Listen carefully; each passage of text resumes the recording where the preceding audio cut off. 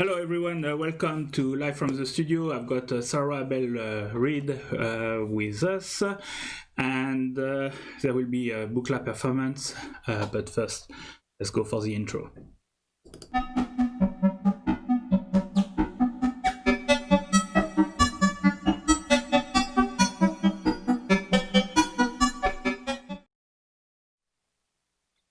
Hi Sarah, how are you doing? Hey, I'm doing great. Thanks. Thanks for having me. You're welcome. Hi everybody. Hey everyone. Joining the site, I'm checking who's online and everything. Okay. Verifying everything is working. So let's go a little bit on the news.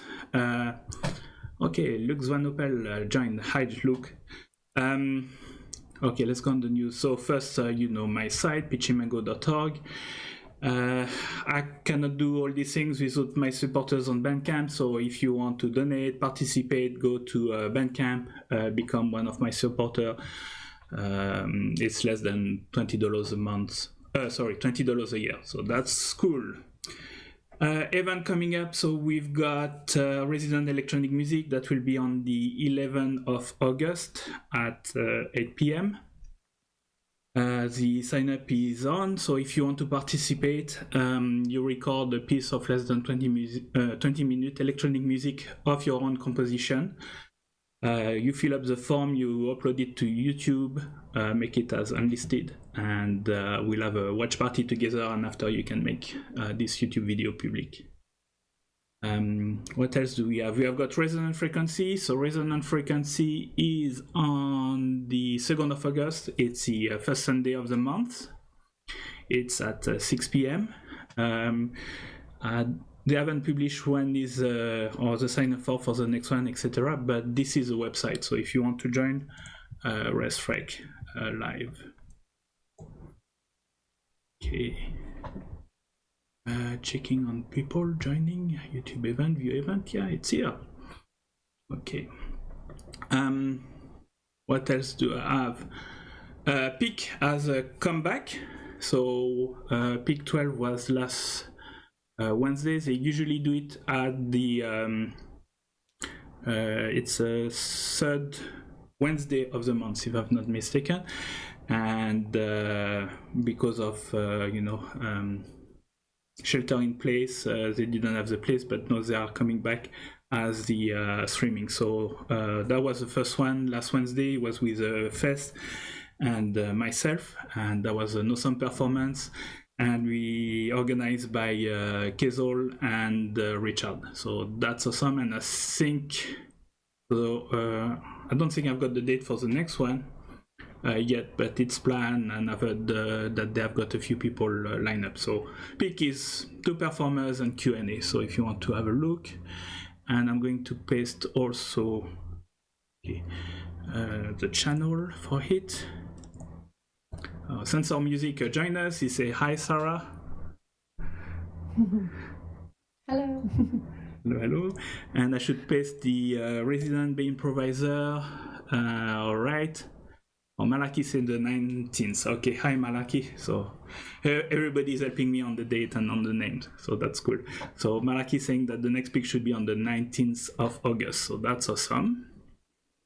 What do I have? Oh, I wanted to nearly celebrate a milestone. I've got this playlist on Spotify and Apple Music, Modular Synthesizer Music and Artist Discovery, and we are very close to 3,500 followers. So if you want to be the 6th to make it to 3,500, please do so. It's also on Apple Music, and any artist that compose with a modular synthesizer, doesn't matter the format, it doesn't mean to be entirely modular synthesizer, reach out to me, and I'll listen to some of the track, and I will add it. 1 track per artist, less than 10 minutes, so that it rotates relatively fast. On the other news, we've got an update on Bandcamp Friday. So Bandcamp likes to do their once a month Friday, where they do not take any fees and pass all that to the artist. So the next one is on August 7. We'll give you a few suggestions of what to go and what to buy. So that's I don't know, that's usually a good initiative. You can follow it or not, but if you have got something, put it in your wish list, and then on the Friday you can buy it. I've noticed, well, first I would say hi Kako Guzman, who joined us. Hello, that's awesome. I wanted to say, I saw M.0, not mistaking the name. M.0 I just released a single on Bandcamp.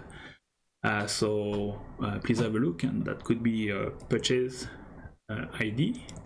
I think that's... And if you see some release that you want me to talk about it, just shoot me an email or message me, and I'm more than happy to talk about it. So I've got 10.0 that just released one. I've got a friend, Casey Desmond, that have released a single with a cassetter. Listen to it, it's quite nice. So here also another link for you on YouTube. Casey Demon used to be in the Bay Area. She did recently one resident.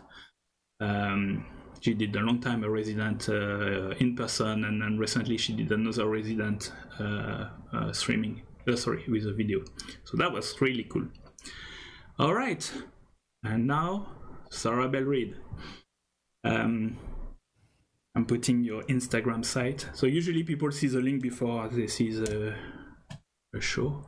Oh, what's happening? I'm losing my bandwidth is playing a little bit up. Are you going to do a demo? Yes. So I've got David Rentola. We'll have a performance from Sarah at about 11:30. So that's cool. I'm gonna change a little bit my bandwidth here. Sorry. I need to change my video quality a little bit. All right. Save a little bit of some bandwidth. I've got a few drop frames, so I hope it's getting better. All right. Okay, so Sarah, we'll start by the usual question. Who are you? Who am I? Oh, hey everyone. It's great to be here. Thanks for joining. I am a performer composer who I would say my main instruments are modular, of course, also the trumpet and other high brass instruments, so flugelhorn and everything in that kind of family. I also love to experiment with building my own electroacoustic and electronic instruments and things like that. So that's a big part of what I do, kind of integrating, combining and mushing together the acoustic world of trumpet and brass, and then the electronic and analog world of modular synths and computer music and everything in between.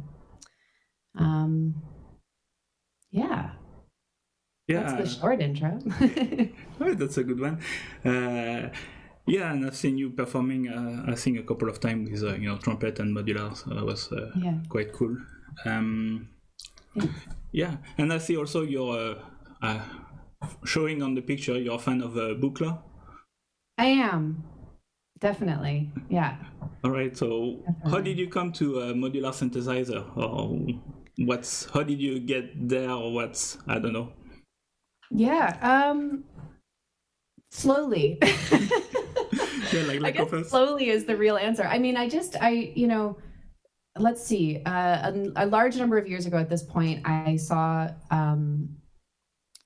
So I was at CalArts, California Institute of the Arts, which is kind of north of LA, and they had they have a studio there where they have some old an old Paperface Surge modular synth, and also another vintage Surge, which is referred to as the Black Surge. It has black panels.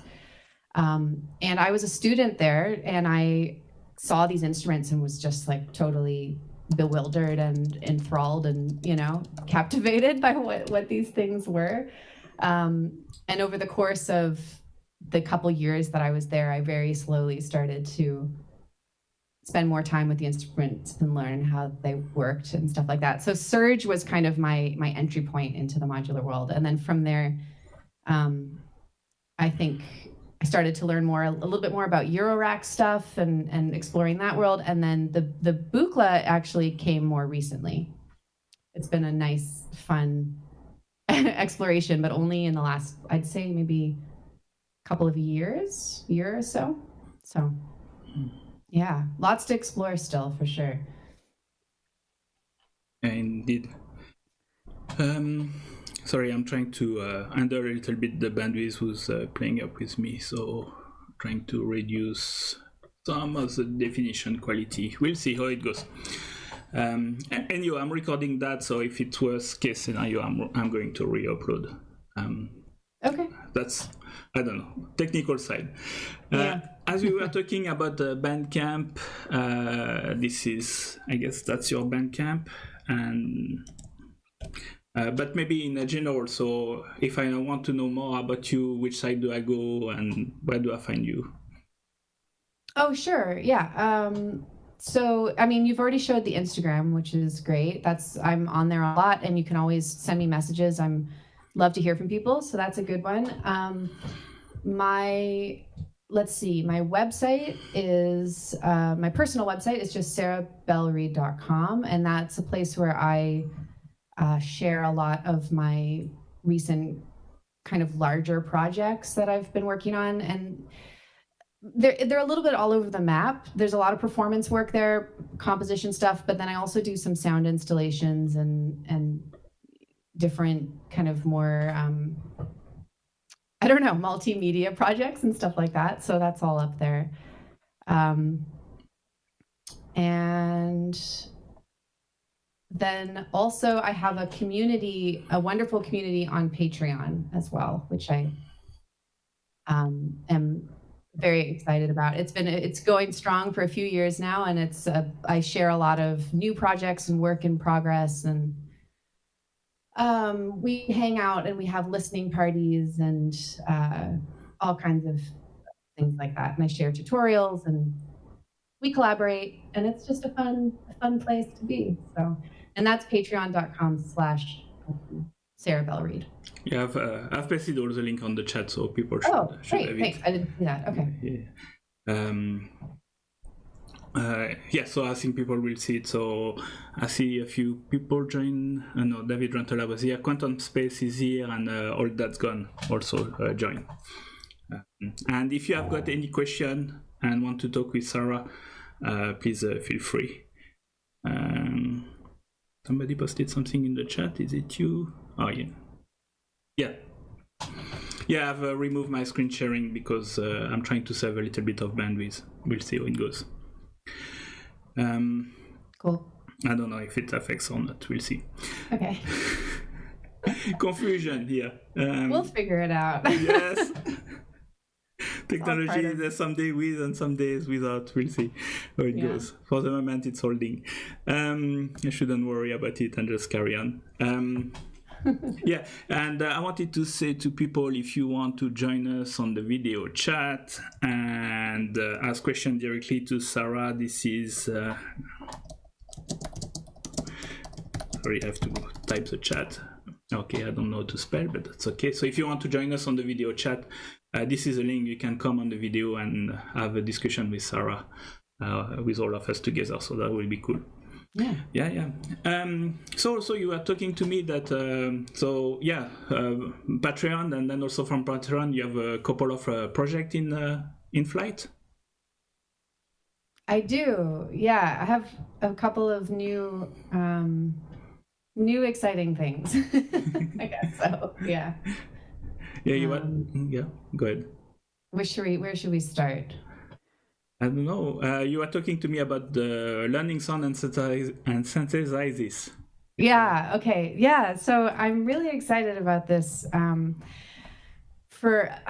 think it's been years at this point that I've wanted to do this. I've wanted to create an online program about just getting started with synthesis and modular synths and sound design and that whole world. And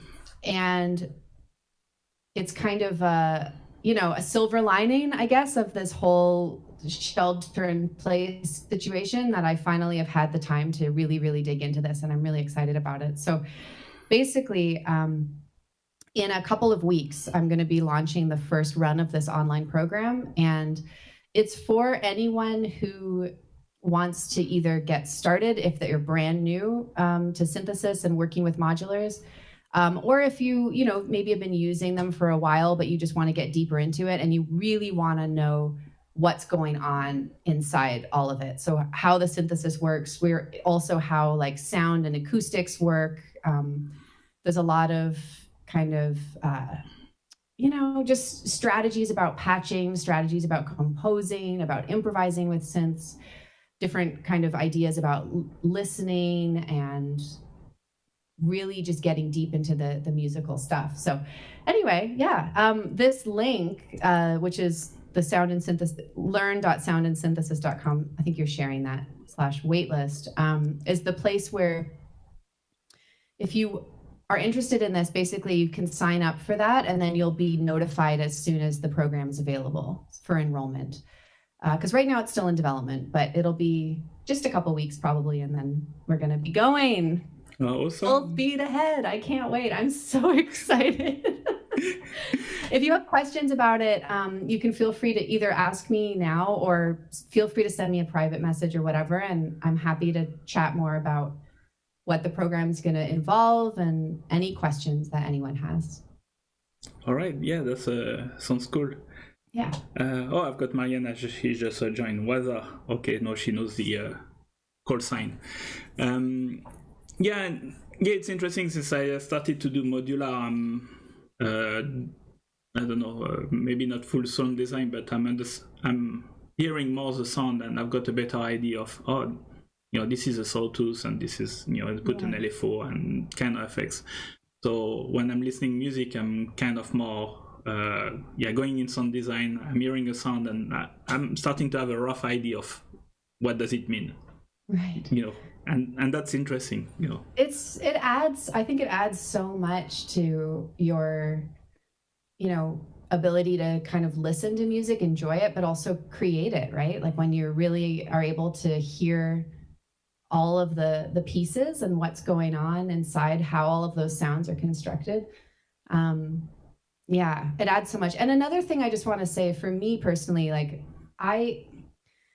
this program is coming from a really kind of, I guess, like a personal place, because for me, for years before I really started to get into modular synths, I saw these instruments and I wanted to learn how they worked, but I'm going to be totally honest with all of you. I was like way too intimidated to ask for help and way too overwhelmed by what they looked like to even start trying to make patches, because I was worried I was going to break something or that I would do it wrong or whatever, So part of my motivation for doing this program is to just help other people who are maybe like super curious and passionate, but also feeling kind of freaked out, which is understandable, to just take those first steps and like dive into it and realize that it's 100%, all of it's 100% doable. It's not like this deep rocket science or anything like that. So anyway, just in case there's someone out there who's kind of feeling like you wish you could get started, but you're feeling nervous or whatever, I've been there. Yes, I get that. Yeah, we all have been there.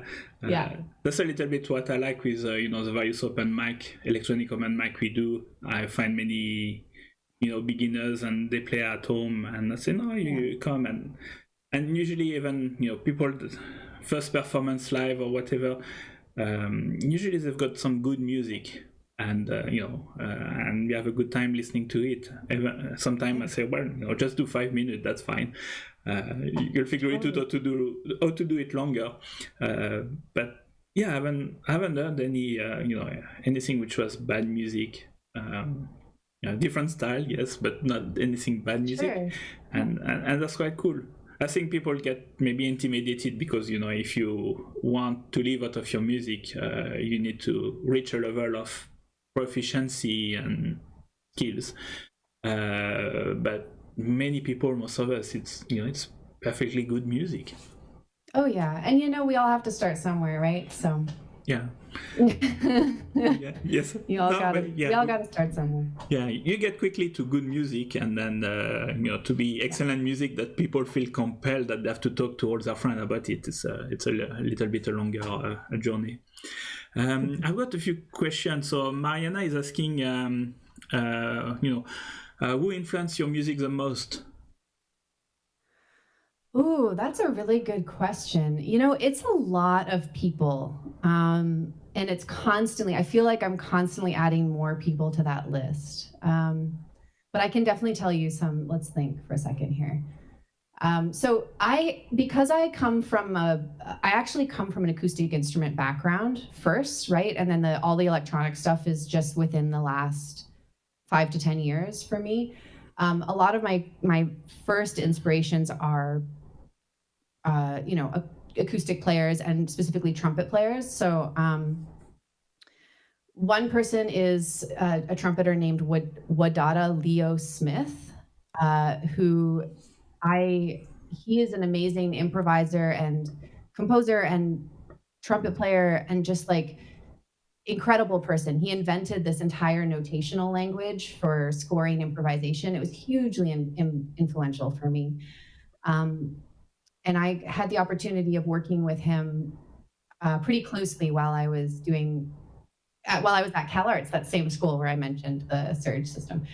And then we were able to kind of get to know each other over the years and play together. So he's definitely one of the people that I would recommend checking out. It has nothing to do with modular synth music, though. I'll preface it right there. He's a trumpet player, but super inspiring, just the way that he thinks. Another person would be, I'd say, Pauline Oliveros. If anyone knows about her, she was a pioneer of the whole electronic music world.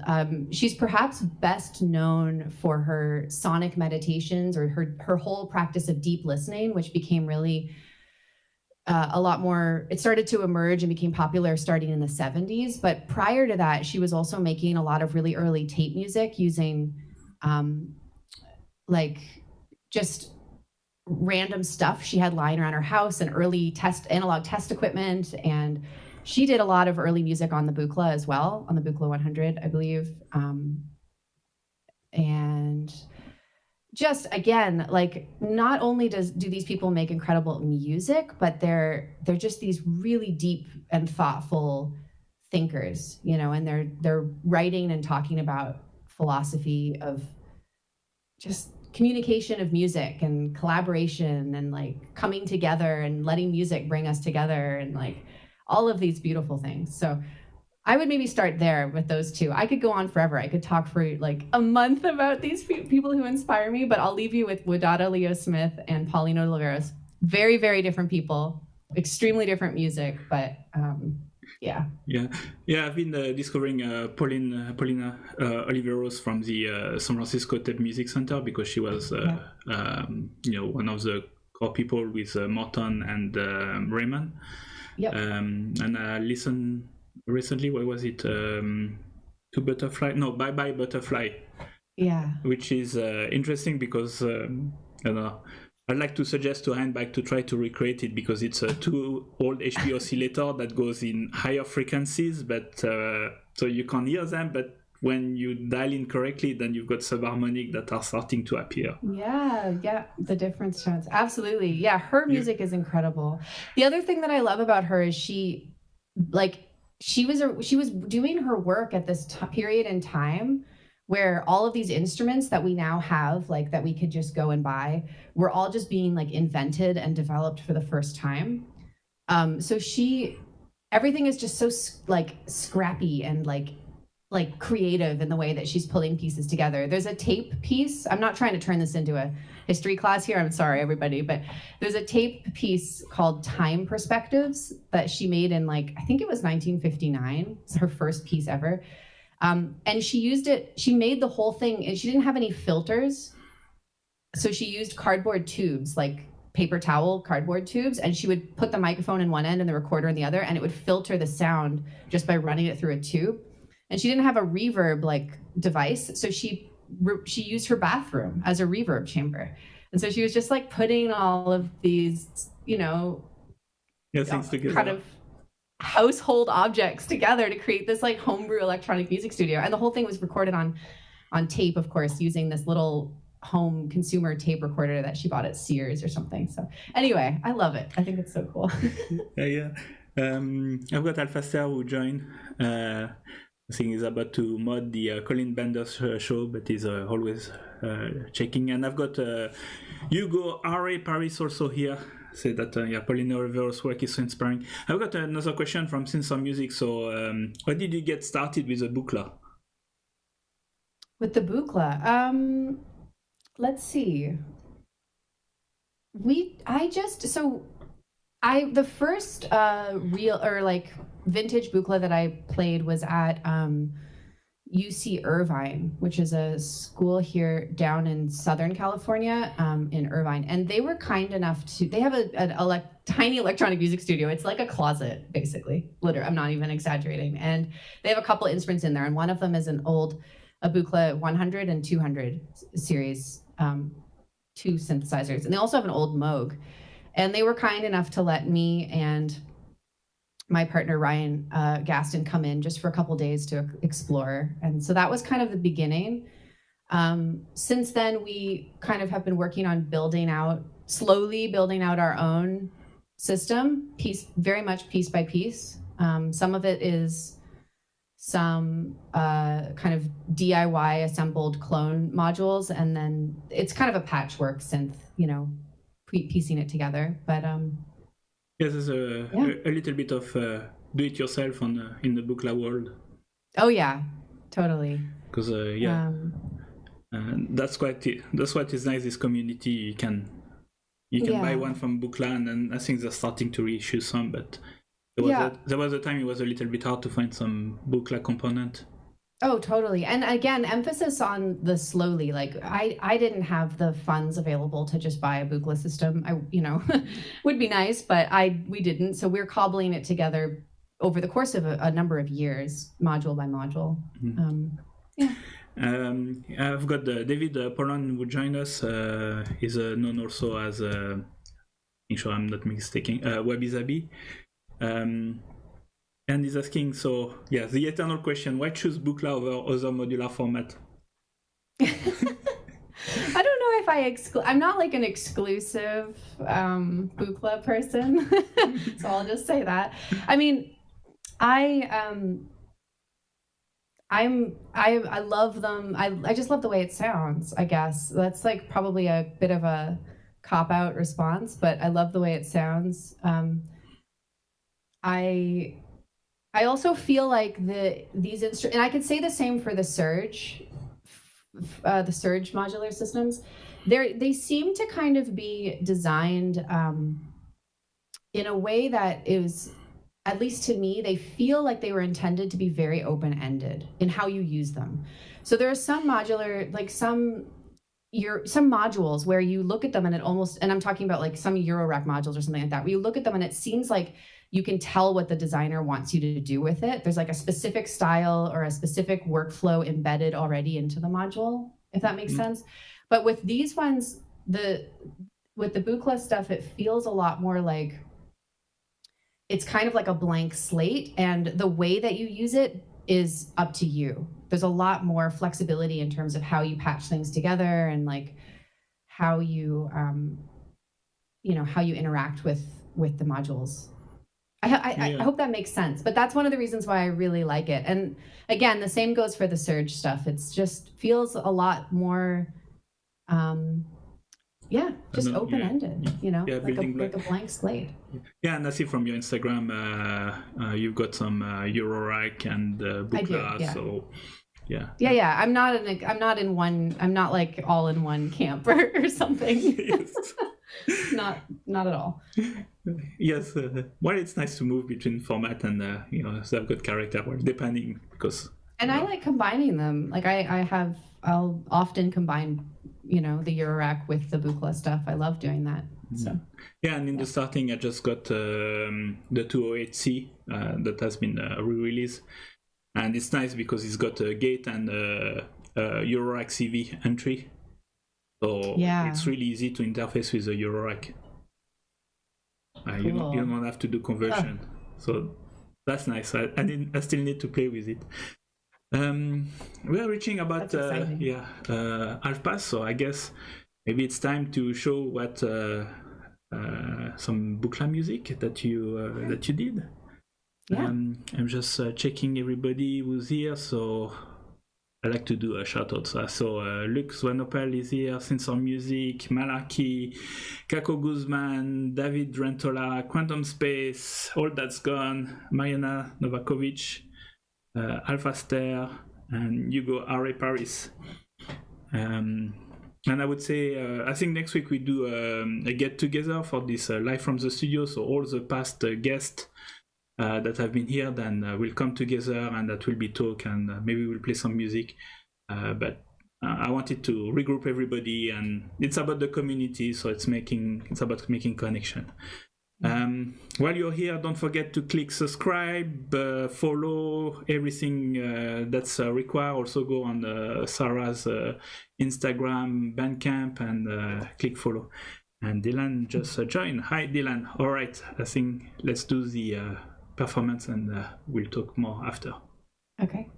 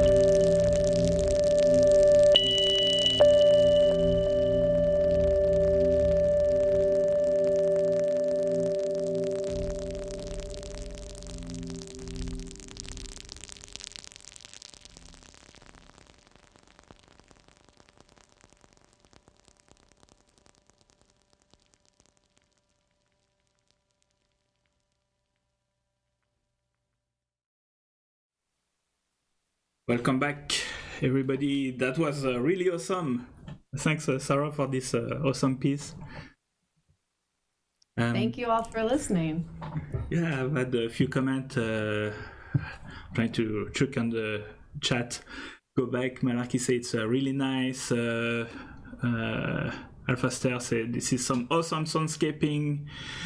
Synth music. Sarah is fantastic. I've seen her in few performances. Alphaster say met you at NorCal Noise Fest, I think. Cool. Dylan say really likes the mix of noisy and atmospheric melodic element.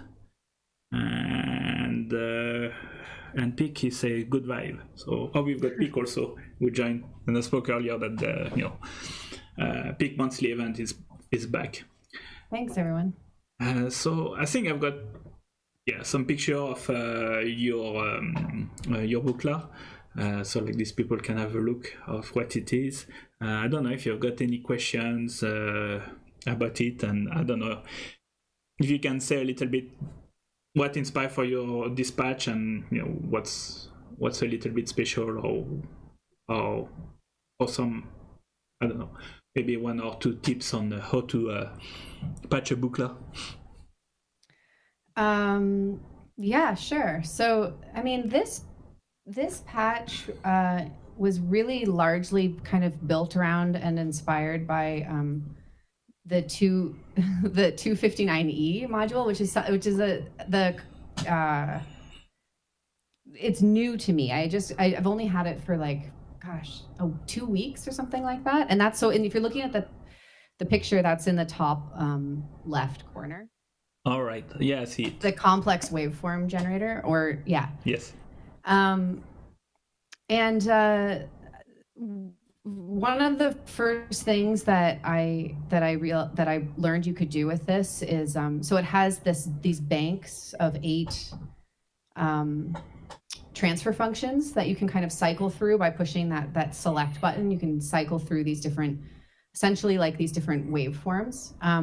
And the top 2, like number 7 and 8, basically allow you to essentially scan the like internal a bit like a wavetable.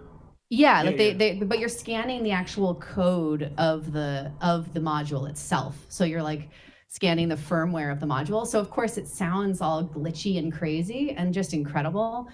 And so that was one of the first things I did. Of course, I go straight to the weird stuff, right? Like you could do normal stuff, but I was really inspired by this.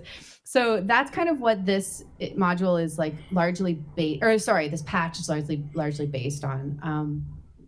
Even the tiniest little changes of knob settings with this open up like just incredible sound worlds. And then from there, I'm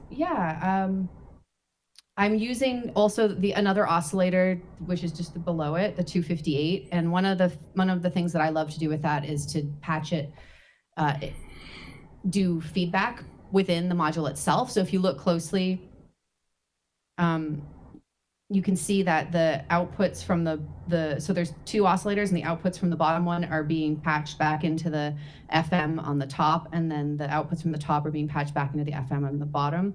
So it's kind of cross-modulating itself, and that just makes it a little bit unpredictable and chaotic, and you can kind of attenuate how crazy it gets by changing the amount of the FM going into each half of the module. So that's another thing that I really like to do, and that gives a lot of the more noisy chaos that you're hearing. That's kind of how I got that. Yeah, that's that's cool. It's really nice. Reminding people, if you have a question for Sarah, you can put them on chat, or you just say hi also, and I will relay them. While we were preparing this show, you were working on some gear. I don't know. Can you talk to us about it? I can, totally, sure. So I recently started a kind of like an instrument design and module design project with Ryan Gaston. It's called Gradient Instruments. And basically, I mean, this started years and years ago with the development of Migsy, which is the like sensor augmented, the interface that I put on my trumpet. Some of you maybe have seen me play with that. It allows me to take information from my trumpet and connect it over to my modular or to my computer.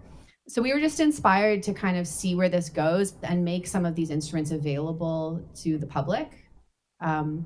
So the first one that we started with is really, really simple, and it's just a format converter. It's called Convert.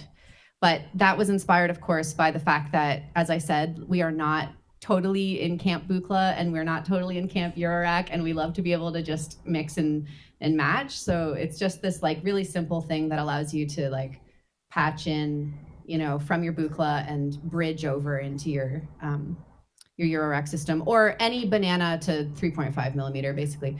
And what I do a lot personally is I use it in tandem with the Expert Sleepers ES8 module that's like the audio interface, because I like to, again, because I'm a trumpet player, I like to be able to connect my computer in as well and do some processing on my trumpet. So that basically allows me to like expand my Buchla system into using my computer. So in its performance, I was also running a max patch. So it was kind of like a whole bunch of things going on at once. And the ES8 sits as the like middle module in between the computer and the Buchla.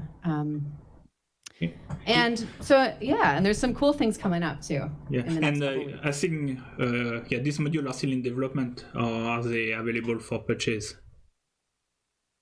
They're available for purchase, yeah. So if you go onto the Gradient website, Convert 3U and Convert 1U.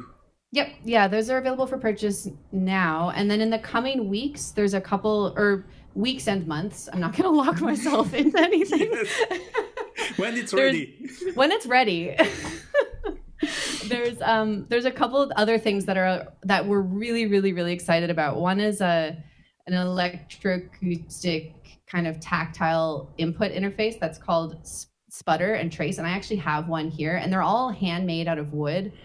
And so this basically allows you to connect this and becomes a playing interface. So then you can hook this up to your modular or your computer or your pedals or whatever, and kind of interact with it that way. There will be lots of demo videos coming out about it, but and then the other one's a desktop synthesizer, which I've talked a little bit about. It's called Continual Transition. I've shared 1 or 2 videos of prototypes on my Instagram feed, but I have like one of the development models here that's currently in beta testing. You can maybe hold it up so that people can take a look. It's basically a feedback-based kind of chaotic granular processor, granular synth. So there's a lot going on inside of it. And definitely highly inspired by embracing like chaos and unpredictability, and really kind of the instrument is designed not so much to be something that we control and that we like direct as performers, but really things that we interact with, and something that we really listen to, and we let the sound kind of guide us. I remember, like, we were talking about this earlier a couple months ago as a kind of inspiration, but there's this, David Tudor. He was one of the pioneers of, early electronics. In particular, he did a lot of work with John Cage. So often when Cage comes up, Tudor was like right there next to him. He just wasn't quite as famous. But in particular, he was kind of a pioneer of like no input mixing style feedback analog electronics. Like he's the like original table full of gear kind of vibe would have probably been something that he was doing like way before the rest of us. And he had this really beautiful idea about electronic instruments that, he doesn't want to tell them what they're supposed to do, but he wants them to tell him what they want him to hear. And it's just this like flip on kind of how we control things. And I always thought that was really beautiful. So that's basically the ethos of Continual Transition. Anyway, there's a mailing list on our website. So if you are curious to know when these instruments are released and you want to hear about them, you can sign up for there. And I promise we will not spam you and we won't do anything mean. We'll just let you know when the instruments are available and that kind of thing. Yeah, I'm the mailing list spammer here. so it's okay. Gotcha. Yeah, no, that's nice to know when it's coming, and also have a little bit, behind the scene production and where you're at too. But yeah, it's that's about sometimes I like with modular. It's that it's I know which button will change the sound, but I know when I turn a button, I know that the sound is going to change that way. But at the same time, I'm not fully sure where I'm going in the music. Right. So one day will be one performance, the next day will be something still the same but different because I reacted to the music differently. Yeah, 100%. Yeah, that's quite nice and interesting. Yeah, I love that kind of way of making music. It's like the instrument in that sense kind of becomes a partner, like a duo partner with you. Yeah. And I've seen, I don't know about Tudor, but other people trying to write music more like as a generic instruction. Right. When you see this slide, then you're supposed to play this way, but you play whatever you want, just this way. Exactly. Yeah, and they're writing about the sound and not so much the instrument that you have. I'm a big fan of that as well. Like, produce this kind of sound. And exactly how you choose to do it, I don't care. It's up to you. There's a million ways to make a XYZ kind of sound. So yeah, I've got Alpha Star saying, "Give me chaos." Give me chaos. I guess that's a nice name for a band. Yes. So we're getting a little bit at the we've passed the top of the hours, but it's really nice to chat with you. I don't know. So beside this project. Any performance plan or anything like this? Or it's still developing? Yeah, I mean, not at the moment. I'm just, kind of hunkering down in my home, as we all are. I'm working very gradually on a new album, which is going to be all music for trumpet and Buchla, actually. And a little bit of voice. There's a little bit of voice as well, but that's coming together. I'm enjoying the process of kind of taking my time and composing it slowly. The last album that I released last year was, in contrast, it was all recorded in one take. So I spent a lot of time programming it and patching, but then when I got into the studio, I thought I really wanted to just take a snapshot and say, like, this is the moment in time, here you go, so it was live, improvised, and in one take. This one is very different. I'm like really composing everything slowly and building everything out kind of layer by layer. So yeah, it's a nice different approach. I think, again, that's a when it's ready kind of thing. I don't really have a timeline on it, maybe later this year, but keep an ear out if you're curious. Yes, and it's okay to release because some of us we never release because it's never ready. I know, trust me, I'm well aware of that as well. When it's a time, okay, I need to finish that project now. I've got everything. It's time for me to conclude. All right, so that's really nice to have you. I'm going to do a little round of news. David Power is asking, are you also mapping your breath control from your trumpet through MIDI into your modular? I do, yeah. Sometimes, so not specifically breath control, although that is something that I'm actually looking into doing, like pressure, like air pressure, basically. But I do use just a simple, envelope follower on the sound and things like that to kind of be able to set things into motion on the modular. And then, the rest of the control that comes from Migsy with my trumpet is more gestural. So it's like hand tension and instrument movement, and which another one. The valves that go up and down. In which position the piston are, I suppose. Sorry? Which position the piston are. Exactly. Mm-hmm. Yeah. And I've got another question from all that's gone. So, does imagining an online audience rather than a venue or recording audience influence your composing? So, do you compose for a live audience, or does it affect you? Does it change the way you're composing, performing if you have a live audience? Or yeah, that's an interesting question. I love there's nothing like playing in front of a live audience, of course. Like I love, to me, like the energy of real live people in the same room is just incredible.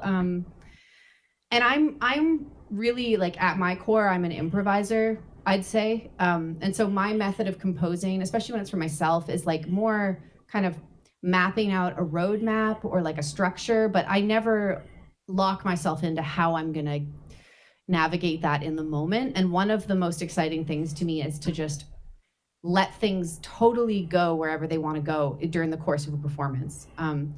And so if I'm like feeling some kind of energy from the live audience, then I'll run with it. Or if something happens by accident that I wasn't expecting, like sometimes, someone will cough or sneeze or an alarm will go off and it'll get resampled into my microphone. I'll just turn it into something. That's like one of my favorite things to do. That's a little harder to do when you're in your studio and it's more controlled, but I definitely try. And one of the ways that I try to do that is I force myself to not let myself like stop and edit. I treat it like it is a live performance where I start at the beginning, I flow through to the end, I listen in the same way, and I just say, like, once it's done, it's done. That's the performance. I'm not going to go back and like chop it up and fix it, because then we get into that whole problem or a cycle, Frank, what you were just saying, where you never release it, right? Because it's never done. It could always be better, of course. Yes. Or something. Maybe not better, but it could certainly always be different. So that's one way, I guess, that I try to like keep that energy live. Yeah, and sometimes I found out, the first twitching is usually the right one. After you turn too much, then you start to mess up, and then you can't remember. And the first adjustment was a good one. All the one that I did after was starting to mash up everything. And right. And yes, when you start to live perform, so first there is a beginning of too many things to control, and then as you control more and more things, then everything that happens is becoming part of your performance. Yeah. Yeah. Very true. When you start, then so many things that you need to take care of, and it's hard to get in the moment. And then after you're modular, and then you can take more what's happening around you into the process. Yeah. The goal for me is always like be a technician up until the point that the performance starts, and like really do it, like get into it, really learn how everything works, learn, do the patching. But then at the moment that you start to play, it's not about that stuff. It's about what you're hearing. It's about listening. It's about being present and like just breathing and following the sound. And, things always go weird, but that's part of the magic of it. That's why it's fun. Yes, indeed. I'm going to paste back your site into the chat so people, Sarah Belle Reid, I see there's plenty icon to go to Instagram, Facebook, SoundCloud, YouTube, mail, Twitter. So I think that's a place for you to go and follow Sarah everywhere. I'm slowly closing down. So you've got my site, Pitchy Mango, so opportunity, go there, subscribe to the mailing list. I like to have people on Bandcamp.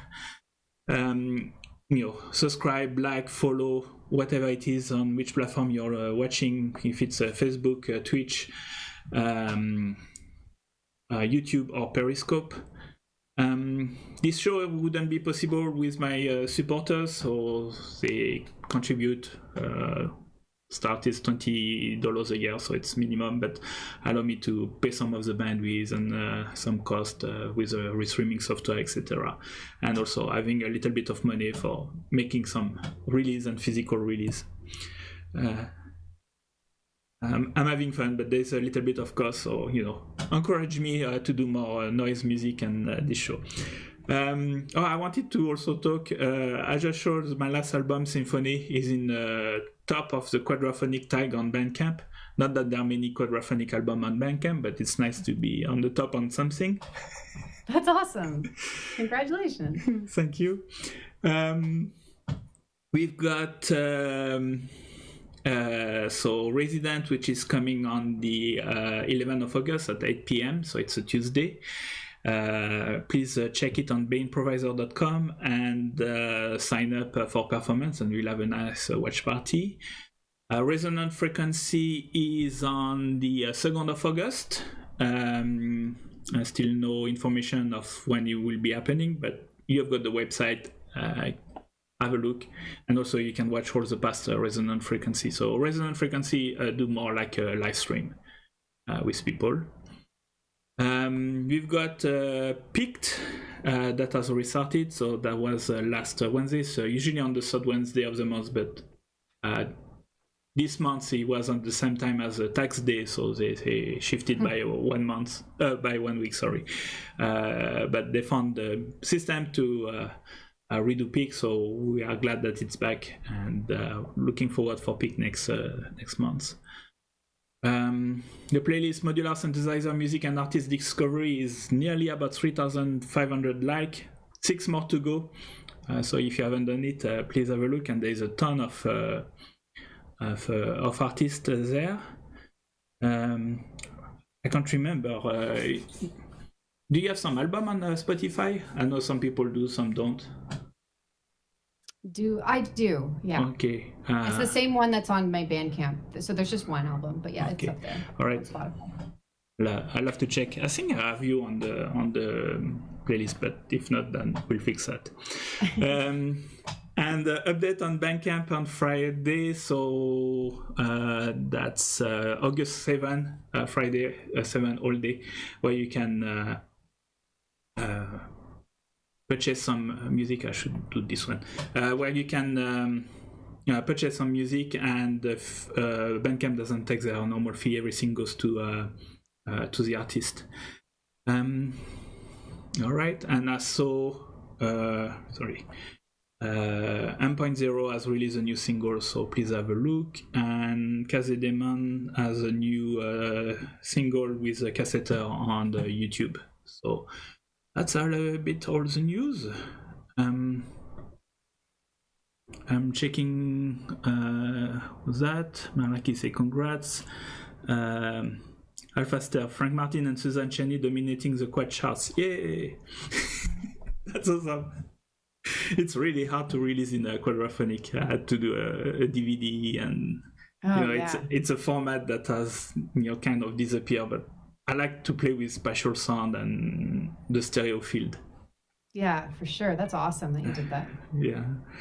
All right, so that was really nice to have you next week. So I guess we'll see you again, because it's a get-together with everybody that was on the show. I know some people can't make it, but I had Dogliner, I had Kezol, I had Phuturo, I had Hugo R.A. Paris. That was there also. Malaki. I think Nathan Moody was there, but I think he can't make it. And Amanda Chaudhary, and I'm forgetting more people. So anyhow, we'll have a get-together, and we'll talk a little bit of how this shelter in place is changing the way we are making music. Mm-hmm. So that should be an interesting conversation.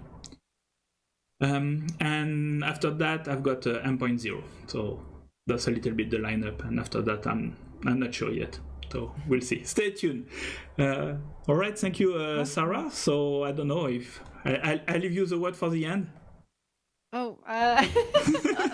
Thank you. Thanks everyone for hanging out, and thank you so much again for having me here. All right, thank you. Fun. So thank you, Alphaster, David Polan, Malaki, Synthsong Music, that was on Periscope, Hugo R.A. Paris, Synthsong Music, I think I say Dylan, Sang Picked, Mariana Novakovic, who have had a few people, and All That's Gone, David Rentola, Kako Guzman, and Lux Van Opel. I think I've got everybody. Not forgotten. All right. Thanks, everybody, and see you next week. And thanks, Sarah, again. Bye. Thank you.